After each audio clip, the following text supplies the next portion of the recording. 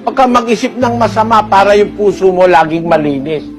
Kasi kung ikaw, lahat ng chismis, papakinggan mo, dudumi ang puso mo. Yan hong mga chismoso at chismosa. Mga ahente ni Satanas yan para dumihan ang puso mo. No?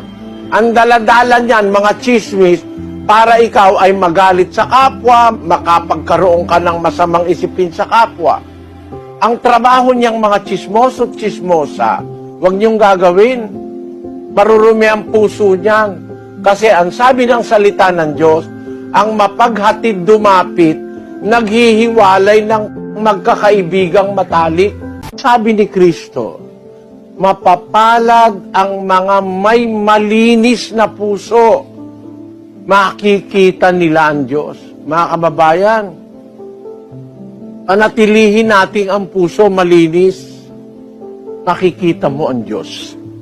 Huwag mong dumihan ang puso mo. Huwag mong pasukan ang puso mo ng hinala, masamang akala sa kapwa, mga duda. Basta pabayaan mo lang sila.